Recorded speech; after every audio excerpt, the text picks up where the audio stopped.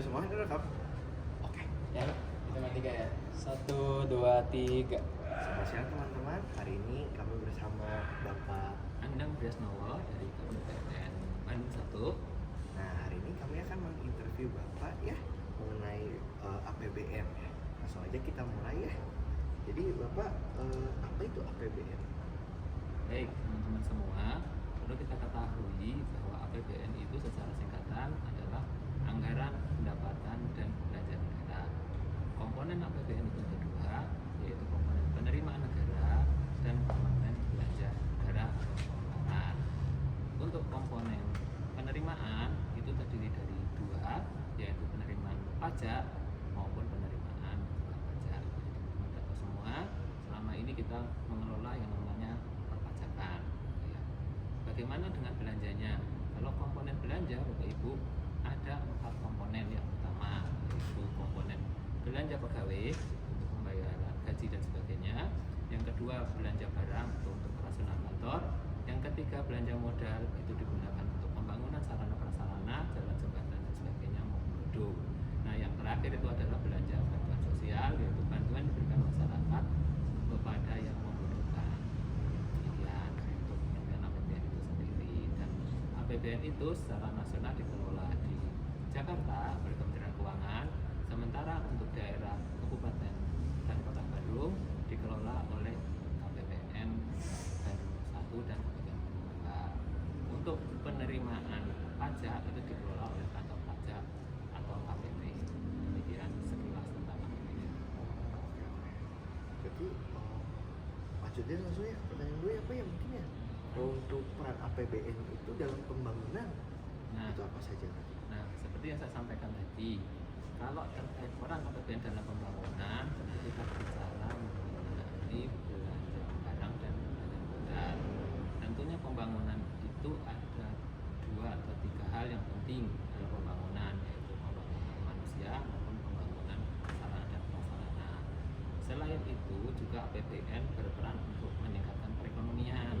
Misalnya kita memberikan bantuan kepada teman-teman UMKM, itu juga melalui APBN. Nah, pada intinya APBN ini punya peran di bidang kesehatan, di bidang pendidikan maupun di bidang pemberdayaan UMKM seperti itu. Dan selain kita memberikan dana di dalam program itu untuk pembangunan perekonomian, kita juga memberikan pendampingan juga dari pemerintah. Jadi menyeluruh ya adik-adik semua ya, bisa dari sisi orangnya maupun dari biayanya. Dan tentunya kalau perekonomian tidak hanya dari fungsi pemerintah, misalnya juga ada bantuan dari pihak perbankan, jadi juga ada koordinasi kerjasama juga. Demikian untuk APBN. Berarti saya mau nanya nih Pak, kalau misalkan untuk bantuan UMKM bisa juga ya APBN ya? Bisa. Jadi bantuan UMKM itu bisa melalui APBN. Nanti kita akan fasilitasi. Itu ada 2, ada yang sifatnya bantuan yang kecil, misalnya di bawah 10 juta, itu namanya bantuan pro, dan ada bantuan di atas 10 juta. Itu bukan bantuan, sebenarnya kayak pinjaman lunak dan sebagainya. Jadi kita membantu mereka mudah untuk digunakan. Itu sekarang yang jadi program itu bantuan lunak itu yang pro atau di bawah 10 juta. Biasanya kalau UMKM gitu buat ngedaftarin biar dapat pendanaan itu gimana ya? Nanti akan difasilitasi oleh masing-masing pemerintah daerah. Jadi silakan berhubungan dengan pemerintah daerah, dan atau kalau di kita itu ada lembaga misalnya seperti Pegadaian atau semacam atau PNM.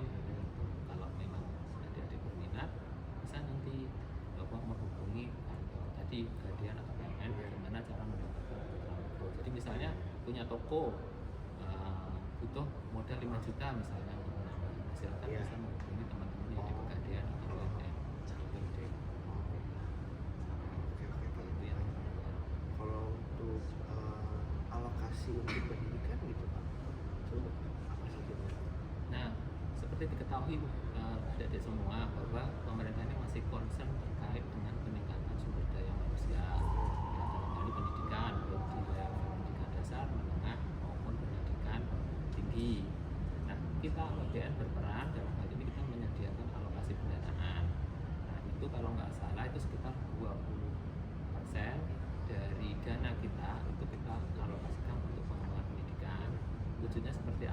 bisa dalam bentuk bantuan operasional sekolah, bisa dalam bentuk kartu Indonesia Pintar. Jadi subsidi bagi teman-teman yang membutuhkan itu dikasih kartu Indonesia Pintar sehingga bebas biaya.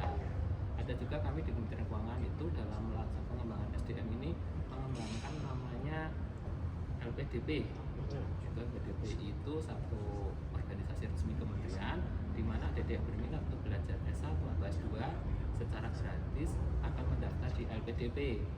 Bisa mendaftar di sana. Nanti ada seleksinya, mungkin prestasi atau kemampuan atau mungkin perekonomian. Silakan adik-adik yang berminat untuk mendaftar melalui LPDP. Itu resmi dari Kementerian Keuangan. Jadi ada setidaknya ada 3 itu: bantuan operasional sekolah, bantuan KIP Kartu Indonesia, beasiswa, sama LPDP. Itu yang sekarang sedang kita kembangkan. Jelas? Terus itu berarti untuk bidang pendidikan ya Pak ya? Iya, itu alokasi pendidikan. Untuk alokasi bidang kesehatan?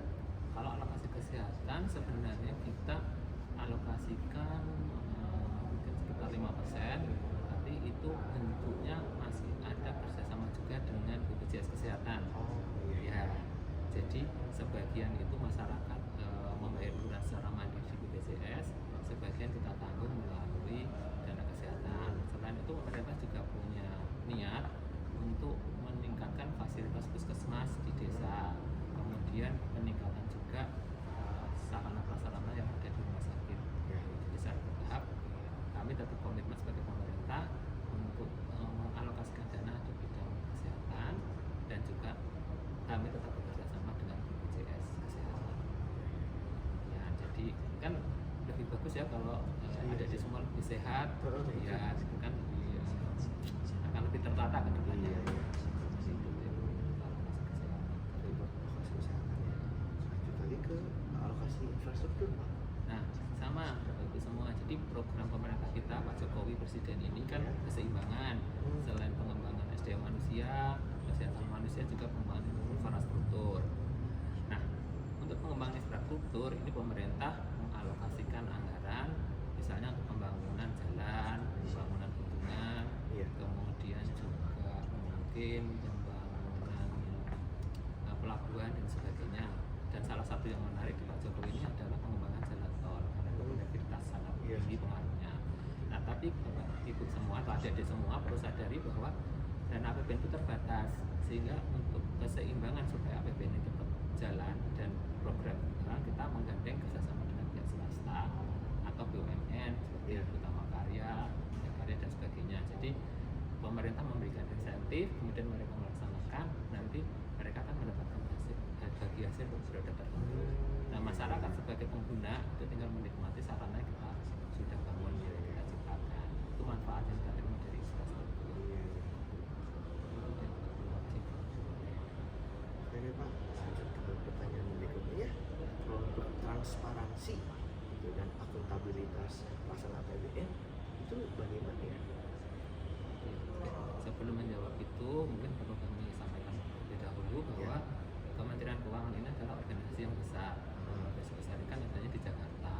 Nah, kemudian kami sebagai unit vertikal di daerah itu yang KPPN Handuk 1 dan 2 ini mendapatkan alokasi anggaran juga. Nah, bagaimana kita mempertanggungjawabkan alokasi anggaran yang ada? Untuk alokasi anggaran ini, kami misalkan di sini ya, untuk APBN itu di KPPN Bandung 1 itu datanya kalau saya baca itu ada 25 T waktunya, ya. Kemudian realisasi sekarang itu 8,3 T atau 32%. Nah, dari anggaran tadi yang sudah kita alokasikan, bagaimana transparansi dan akuntabilitasnya? Oke, kalau kita bicara transparansi berarti keterbukaan informasi. Jadi kami akan menyampaikan informasi tadi bahwa kami sudah dialokasikan anggaran 32, kemudian sudah terrealisasi sebesar 25 T, sudah terrealisasi sebesar 8 T, sisanya 32%. Nah, itulah kita akan sampaikan secara berkala. Transparansi itu setiap bulan, namanya kita publikasi APBN. Nah, publikasi APBN itu Bapak Ibu atau semua bisa akses. Kalau secara nasional itu bisa diakses di Instagram Bu Menteri Keuangan atau Kemenkeu. Nah, secara nasional berapa. Kalau di KPPN kami publikasinya itu dalam bentuk press release. Jadi kami setiap bulan RRI menyampaikan datanya sudah terrealisasi berapa semacam itu bagian dari transparansinya. Kalau akuntabilitas itu sudah jelas, akuntabilitas itu adalah akuntansi atau pencatatan dan pelaporan. Nah, setelah kita melaksanakan anggaran merealisasikan APBN tadi, itu kita akan membuat laporan keuangan atau laporan pertanggungjawaban. Nah, laporan keuangan pertanggungjawaban ini secara internal dibuat setiap bulan. Nanti setiap semester itu akan dikumpulkan dari seluruh KPPN menjadi laporan nasional dilaporkan ke DPR. Itu namanya bagian dari akuntabilitas. Nah, otomatis karena DPR itu perwakilan dari rakyat, berarti kita sudah menjalankan fungsi akuntabilitas, sudah mempertanggungjawabkan dana yang dikeluarkan itu setiap semester dan setiap tahunan. Nah, bagian juga dari akuntabilitas ini setiap tahunan itu sebelum lapor ke DPR itu kami ada pemeriksaan BPK, sehingga memastikan bahwa laporan sudah disusun sesuai dengan tujuannya.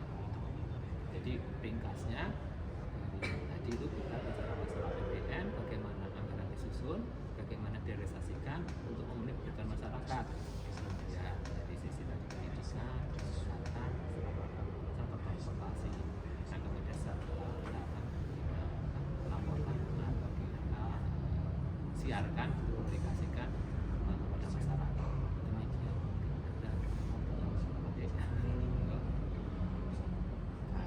Udah nih diedit dulu. Nah, kalian.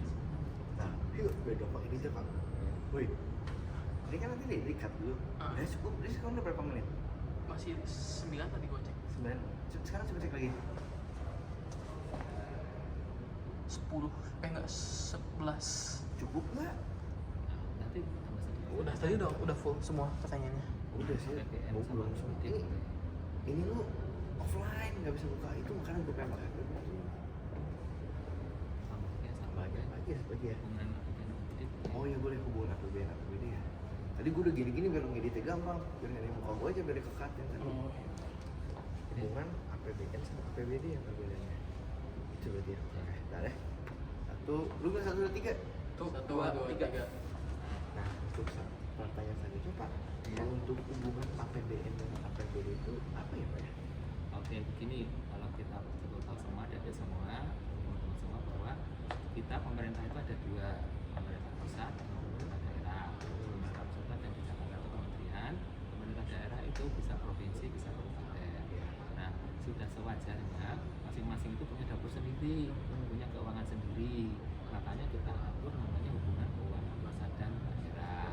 Ya, kalau pusat itu menyelenggarakan keseluruhan fungsi pemerintah di seluruh Indonesia. Kalau daerah bertanggung jawab atas daerah masing-masing. Nah, bagaimana hubungan pemerintah pusat dan daerah? Sebagaimana yang sudah diatur dalam ketentuan undang-undang, pemerintah pusat itu masih punya kewajiban untuk mengalokasikan sebagian anggaran APBN itu kepada pemerintah daerah. Nah, untuk menambah jumlah anggaran yang dikelola di pemerintah daerah. Apa saja sih bentuknya? Itu bisa dalam bentuk dana transfer untuk pengelolaan kegiatan di pemerintah daerah maupun yang sekarang sudah kita semua itu transfer dana desa. Jadi ada dua dana itu. Nah, misalnya kita ada pajak itu 100 juta. Nah, itu yang 10 juta itu nanti kita bagikan lagi fungsi pajaknya itu ke daerah-daerah. Seperti itu. Ya, kemudian selain itu, selain transfer juga dana khusus. Jadi misalnya pemerintah daerah ingin bangun jalan atau ingin membangun sarana di daerah, nanti akan kita berikan itu dana alokasi khusus. Khusus itu maksudnya hanya khusus untuk membangun jalan, membangun pasar atau kebutuhan daerah lainnya. Kalau yang pertama itu umum, jadi kalau pajak sama dapat. Kalau khusus ya tergantung masing-masing menunjukkan sumber daya. Itu hubungan pusat dan daerah. Nah, yang ketiga tadi sudah saya sampaikan itu desa. Nah, desa itu nanti mendapatkan alokasi dana desa. Jadi satu desa bisa 1M, 2M, nanti dia kelola mandiri. Itu satu desa. Nah, kalau kita bicara lingkungan daerah, pusat dan daerah, tentu kami sebagai pemerintah pusat tetap mensupport daerah. Ya. Namun kami juga memohon bantuan karena kan dana itu cukup besar ya di daerah, baik dana transfer maupun dana desa. Tolong teman-teman daerah juga tetap mengutamakan akuntabilitas dan transparansi gitu. Jadi jangan sampai uang yang kita berikan itu tidak memberikan manfaat langsung ke desa gitu loh. Kalau bisa ya dana itu yang 1 M itu juga digunakan untuk peningkatan pemberdayaan masyarakat desa ataupun untuk infrastruktur juga, ada kegiatan juga sama dengan konsep APBN tadi. Nah, jadi kami sebagai wujud kami sebagai menyalurkan, kami juga akan meminta nanti pelaporan dan pemanfaatan seperti apa. Jadi gampangnya kalau pusat itu mengelola seluruh desa, kalau daerah itu fokus ke masing-masing daerah. Dan itu tidak tumpang tindih karena memang beda yang akan dikerjakan. Itu tambahan dari saya. Sebenarnya kalau APBN itu berarti sumber utamanya itu dari pajak ya. Sekarang ini masih dari pajak yang paling besar, dan kalau memang kebutuhan pajak itu kurang berapa itu nanti kita akan tutup dengan namanya sumber pembiayaan. Sumber pembiayaan Itu berarti kita nanti menerbitkan surat utang namanya deh. Ya, jadi contoh tadi infrastruktur mau bangun gedung 10, uang kita cuma bangun 2. Nah, nanti kita bikin surat utang untuk bangunnya 8. Nah, siapa yang bisa beli surat utang? Semua orang bisa beli. Tergantung kalau yang retail itu 1 juta, itu silakan adik-adik yang ingin berinvestasi beri surat utang 1 juta silakan. Yang penting sudah jelas itu surat utangnya untuk bangun apa.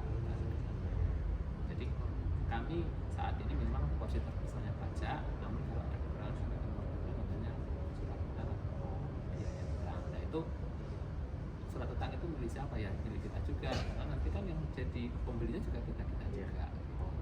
Berarti kalau misalnya saya sebagai investor beli surat utang, benefit ke saya itu apa? Benefitnya kan kalau misalnya dia punya 1 juta nanti tiap 3 bulan dapat bagi hasil berapa, keuntungan itu yang nampak. Nanti kalau sudah nggak ingin nanti tinggal dijual dapat 1 juta kembali. Nah, keuntungan yang tidak nampak itu adalah pemanfaatan tadi. Jadi misalnya ada 1 juta itu berarti beli 1 kursi yang di madrasah tadi atau nyumbang 1 semen di sana. Tapi tidak ada hubungan langsung antara investor dengan barang. Jadi setiap satu surat utang itu ada barang apa yang akan dihasilkan. Jadi ayo rame-rame kalau mau adik-adik berminat tidak hanya beli saham di swasta tapi bantu juga di surat utang retail 1 juta. Untuk negara juga ya, untuk kita semua lagi. Semua akhirnya. Sudah. Seperti itu yang bisa kami sampaikan untuk edisi APBN kami. Sudah Pak, terima kasih banyak untuk waktunya ya. Kita akhiri aja sampai di sini ya teman-teman ya. Terima kasih sudah menonton dan sampai jumpa. Terima kasih. Berarti gitu aja.